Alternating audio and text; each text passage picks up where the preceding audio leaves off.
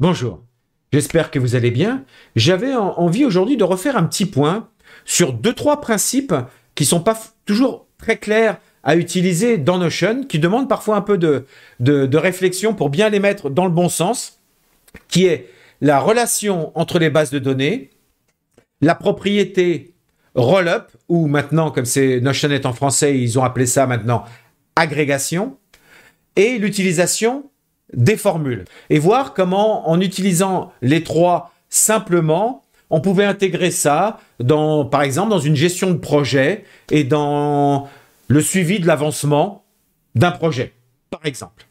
À tout de suite.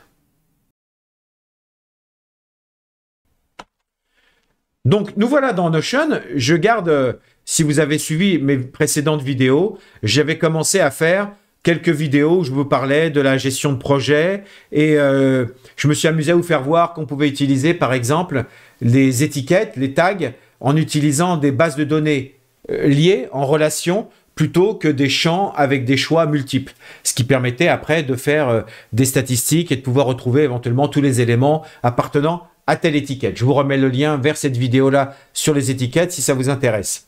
Mais si je veux poursuivre un peu cette idée-là, on va considérer que là, j'ai un projet et j'ai des tâches. Tâche 1 jusqu'à 5, quelques étiquettes, point.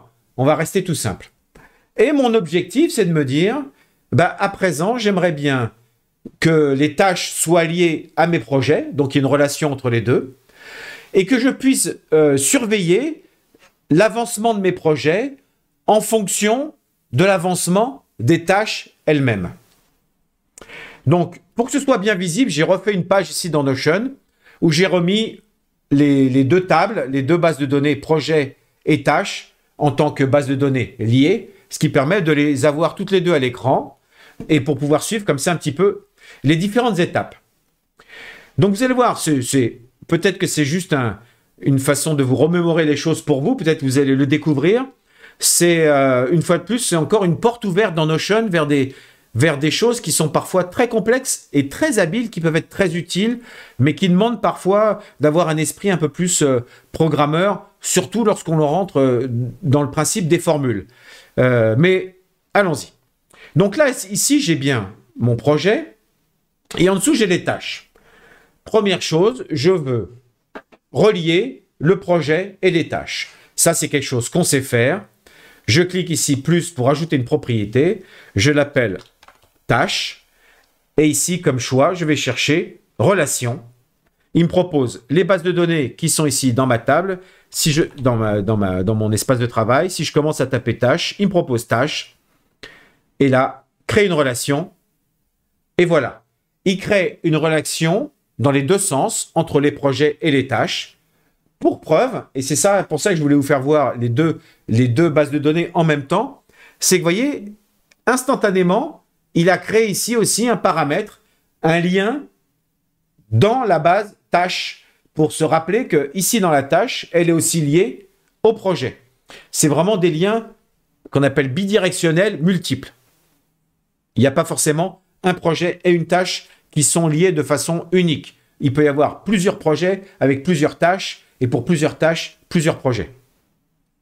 Donc, pour que ce soit clair, la première chose que je fais tout le temps, ce que je vous conseille, c'est ici cliquer sur la propriété qu'il a créée tout seul pour changer le nom. Parce qu'il a appelé ça lié à projet tâche. Si j'enlève tout le début, parce que je sais que de toute façon c'est lié, j'enlève même tâche, parce que je sais que je suis dans tâche, je valide. Comme en plus il y a la petite flèche ici directionnelle qui est quand même la flèche qui indique que c'est un lien. Vous voyez, c'est la même flèche que j'ai ici pour dire que c'est une vue liée sur ma table tâche. Là, je sais que je suis lié dans la table projet. OK. Maintenant, on va attribuer quelques tâches à chacun des projets.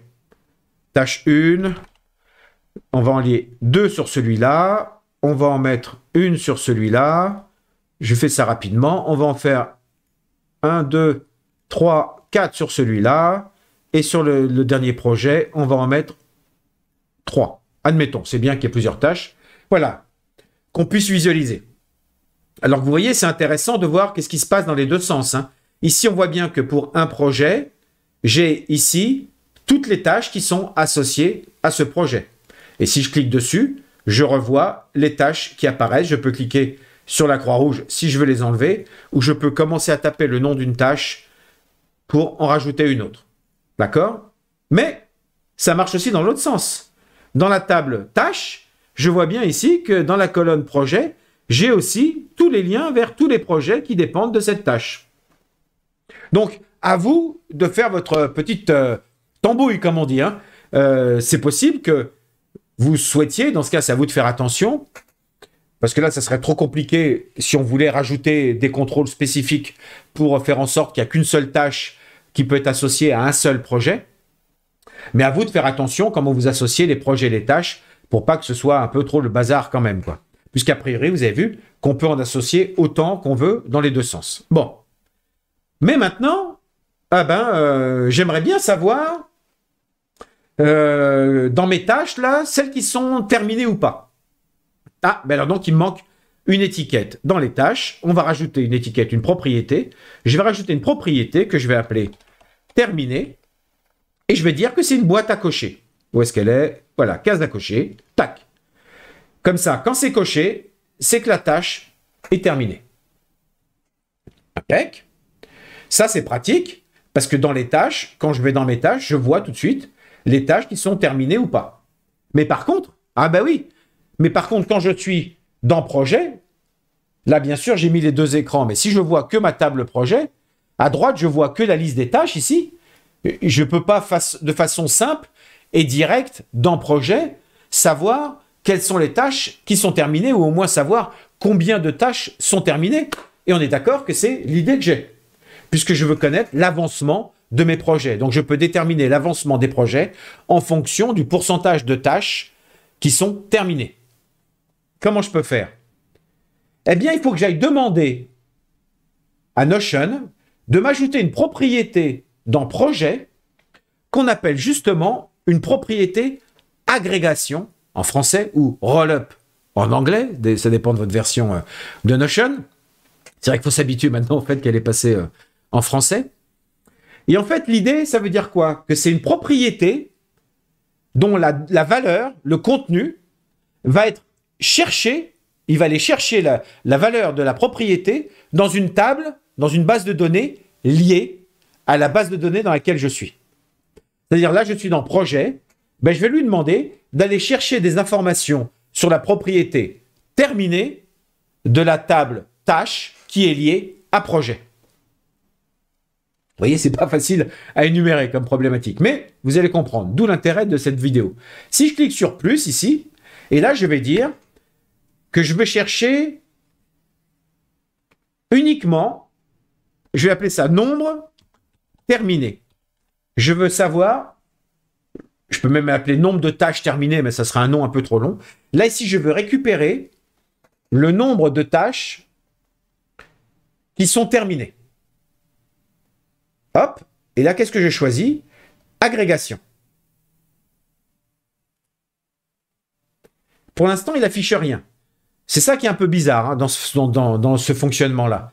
Par contre, une fois que je suis ici dans les colonnes, c'est là j'ai un petit crayon qui me permet de modifier. Et il faut aller donc dans une cellule pour cliquer et pour déterminer quelle est l'agrégation qu'on veut afficher dans cette cellule. Forcément, première chose, il me demande avec quelle table je veux aller me connecter pour chercher l'information. Là, c'est pas compliqué, j'ai que deux tables. J'ai mes étiquettes, ça marche, mais j'ai mes tâches. C'est dans les tâches que je vais aller chercher quelque chose. Donc, j'ai choisi tâches. À partir de là, dans les propriétés, là, cette fois-ci, vous voyez bien que ce sont les propriétés de ma base tâches qu'il affiche ici. Et moi, je veux m'occuper de la colonne de la propriété terminée. Et là, dans les choix, voilà tout ce qu'il me propose. Afficher l'original pour afficher directement le texte du champ associé. Tout compter. Combien est-ce qu'il y a de champs? En plus, vous voyez, quand on passe dessus, je suis en train de vous le dire à voix haute, mais quand je passe dessus, vous voyez que juste à côté, il affiche dans le petit carré noir l'explication d'à quoi ça sert. Donc là, compte le nombre total de pages, y compris les pages vierges, d'accord? Cocher. Compte le nombre de pages dont la case est cochée. C'est pas mal. Non coché. Le nombre de cases non cochées. Et là, c'est génial ça. Pourcentage de cases cochées. C'est bien. Ou pourcentage de cases non cochées. À partir du moment où moi je veux déterminer l'avancement, j'ai besoin de savoir pourcentage de cases cochées. On est d'accord? Comme ça, quand je suis à 0%, c'est que mon projet n'a pas démarré. Quand je serai à 100%, c'est que mon projet sera terminé. J'ai pas besoin, peu importe le nombre de tâches qu'il y a dans chaque projet. Moi, je veux globalement l'avancement. Donc, on va récupérer comme chiffre pourcentage de cases cochées. Je clique. Et là, si je sors de là, on voit apparaître 0, 0, 0, 0, 0 partout. Alors, je vais la mettre un peu plus devant la propriété pour qu'on puisse la suivre ensemble. Et là, 0, 0, 0. J'ai mis pour nombre terminé. On peut changer le nom et on peut mettre pourcentage terminé si on veut être un peu plus cohérent. Voilà. D'accord? Donc là, regardez, c'est magique. Ici, on va rapprocher les tâches aussi pour suivre ce qui se passe. Dans ce premier projet-là, Essai de podcast, j'ai deux tâches, la tâche 2 et la tâche 1. D'accord? Elles sont là, tâche 1 et tâche 2. Si je dis que la tâche 1 est terminée, si je clique dessus, tac. Alors, c'est marrant parce que comme cette tâche 1 est utilisée dans les autres projets, on a vu tous les chiffres se mettre à jour instantanément. Mais par exemple, dans le premier projet, on voit que je suis à 50%, puisque j'ai que deux tâches. Et la tâche 2, si je vais cocher la tâche 2, où est-ce qu'elle est? Ici, tac, je suis à 100%. Donc, vous voyez, au fur et à mesure que je coche ou que je décoche des cases ici, il met à jour automatiquement cette valeur-là. Vous êtes d'accord que c'est très pratique? Rien que ça, déjà, puisqu'après, admettons, vous pourriez vous rajouter un filtre. Par exemple, on a vu les vues la dernière fois, vous pourrez très bien faire un filtre pour n'afficher que les projets qui sont à 0%. Et comme ça, vous ne verriez que les projets qui n'ont pas démarré. Après, vous pourriez faire un filtre avec tous les projets à plus de 0%, mais à moins de 100%, pour pouvoir afficher tous les projets qui sont en cours, etc. Vous voyez, déjà, ou trier dans l'ordre croissant pour voir de 0 à 100%, ou de l'ordre décroissant. Donc, vous voyez, rien que déjà, avec ce principe d'agrégation, vous voyez comment c'est pratique de pouvoir jongler comme ça avec des valeurs, puisque Notion nous fournit déjà des formules quelque part de base qui nous aident déjà à bricoler nous-mêmes nos fonctions. Mais justement, pour le plaisir, pour finir, si on veut aller un tout petit peu plus loin et que justement, on veut rajouter une formule, ben, je trouve que c'est le bon moment pour s'amuser à faire une formule dans Notion. Et moi, j'aimerais faire une formule qui va me dire si les projets sont en attente, en cours ou terminés. Je n'ai pas besoin de regarder le pourcentage. Je n'ai pas besoin de savoir si je suis à 0, 50, 20%, 12%. Ce que je veux savoir, c'est alors, est-ce que ce projet, il a démarré? Donc, dès que c'est à plus de 0%, ça m'intéresse. Et s'il arrive à 100%, il a terminé. Et s'il est à 0%, c'est alors, il n'a pas encore commencé. Eh bien, c'est tout l'intérêt des formules.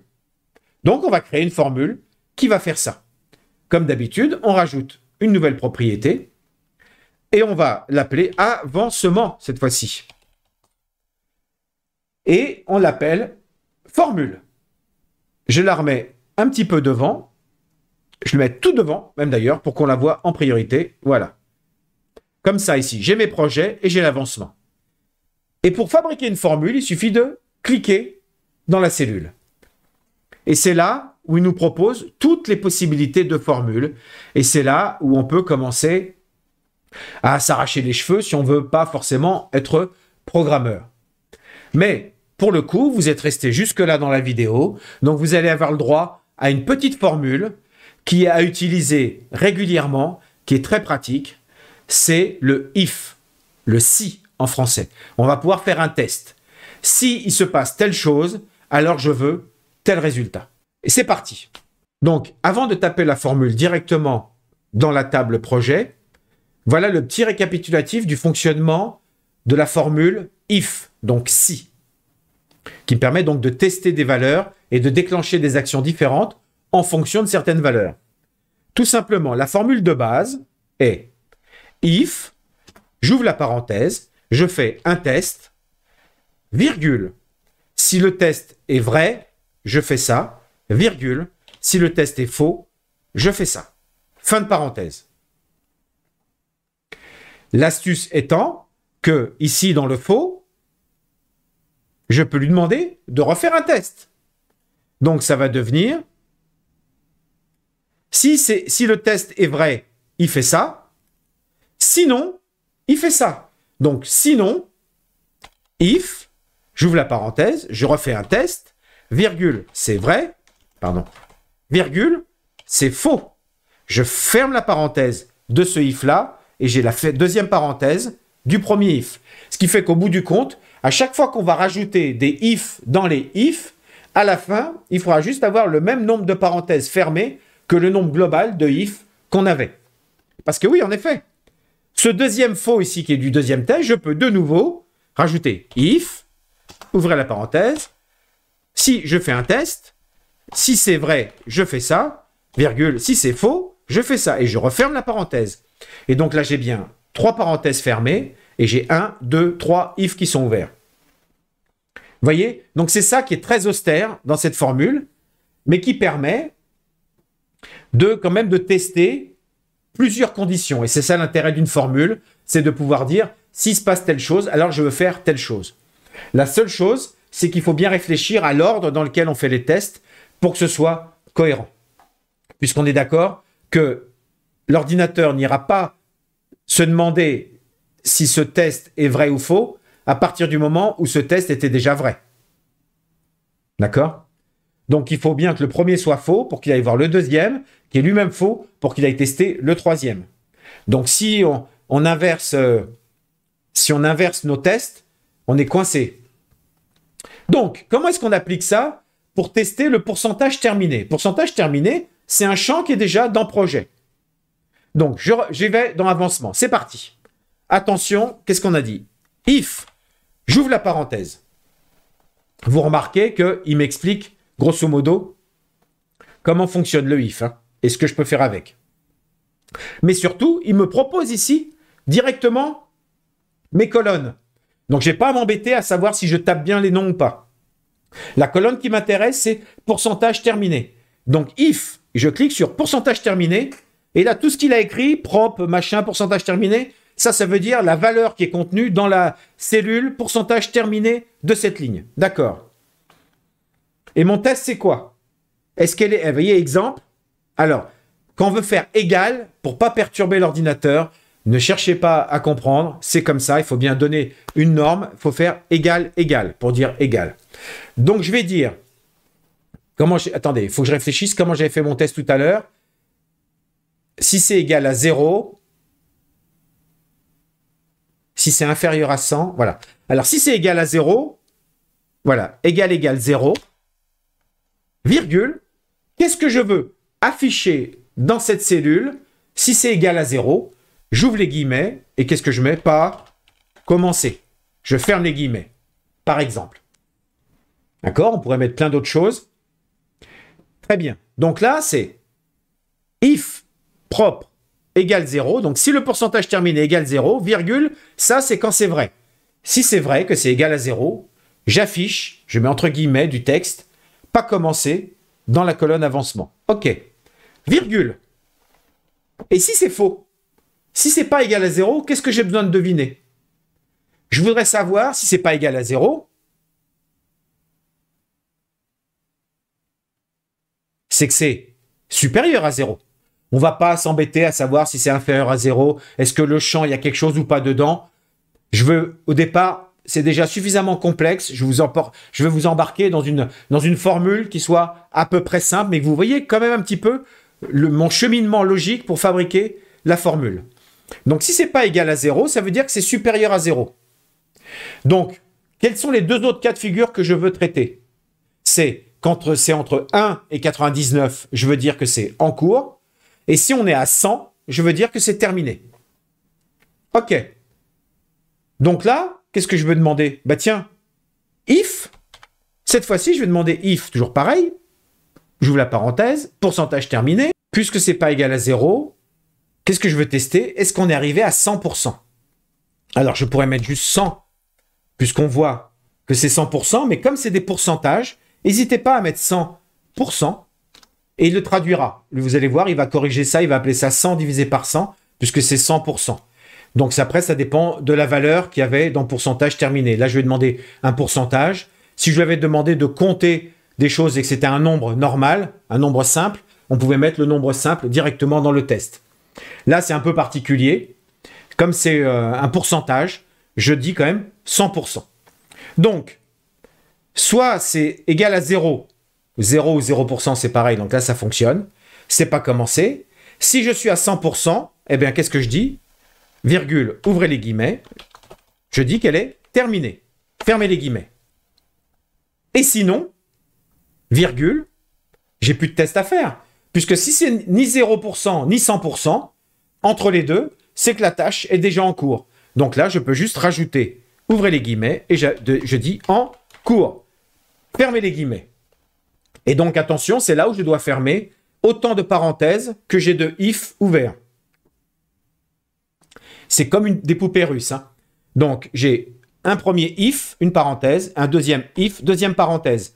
Et vous avez remarqué que quand j'ai tapé la deuxième parenthèse, le bouton bleu ici, c'est allumé. Je vous le refais, voyez, si j'efface la parenthèse, le bouton bleu s'éteint pour me faire comprendre que la formule ici n'est pas correcte. Il ne peut pas la valider, Notion.